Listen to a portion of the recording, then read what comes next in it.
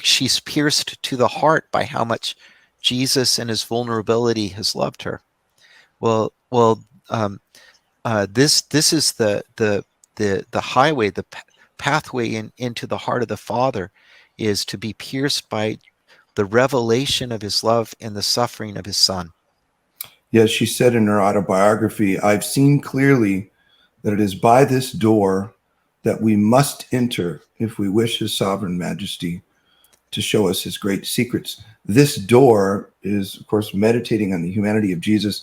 What does it mean? So obviously we're using Teresa of Avila as the backdrop because this was, such a huge part of her conversion and very much a part of your life and my life in terms of her influence on us and all that we do is quite significant. But what does it mean to meditate on the humanity of Jesus?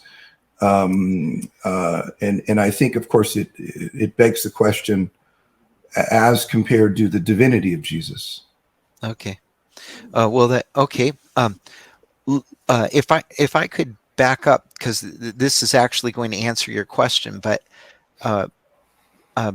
this is a very vital question. Can you contemplate the divinity of Jesus without his humanity? And the answer is no.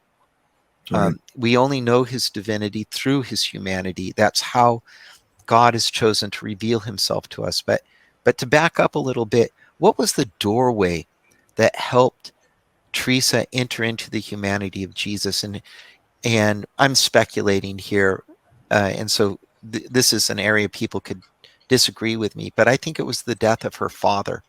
If you read the life, you'll discover the father began to go to his daughter to seek spiritual counsel. And she actually, because of reading the spiritual alphabet, was pretty conversant with with mental prayer and the practices that sustained it. So she gave him that information. He took it to heart and began to live it. And one day in one of their conversations, he asked her, when this happens in prayer, what do you do? And she had to be honest and say, well, Dad, Father, I have to be truthful with you. I'm not spending that much time in mental prayer because religious life is too busy for it.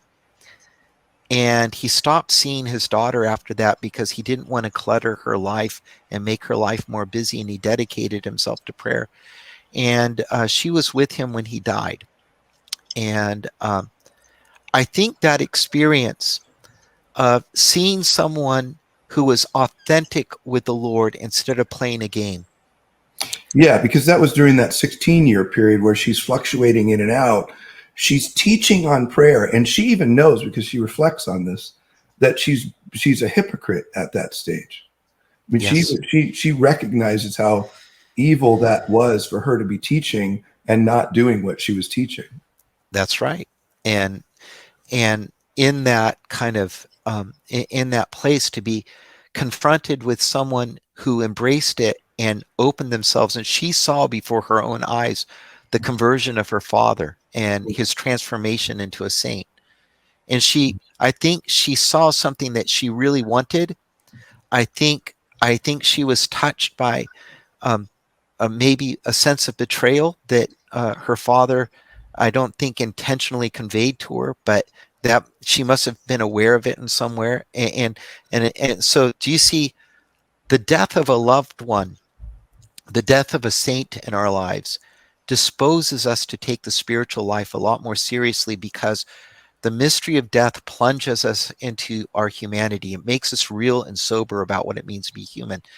Now, when you see the humanity of Christ and you see what he suffered as he was coming up to his death, do you see how much more vulnerable her heart is going to be because she's been sobered and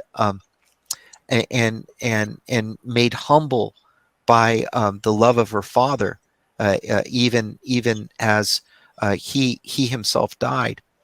And anyway, so I think our humanity, our own humanity, the humanity of people around us, as we love them and as we kind of be real with it, all of a sudden the mystery of Jesus's humanity has space in our imagination and in our hearts to communicate itself to us, in our minds to communicate itself to us, as we receive the suffering love of Jesus's humanity, this is what gives us insight into his divinity. His divinity is incomprehensible, but that incomprehensible love of God is communicated to us through the suffering love revealed in the humanity of Jesus. There's no other way to access it or receive it except through his body and blood. His body and blood give us his soul, his whole humanity, and with that whole humanity, our whole humanity is impacted by it.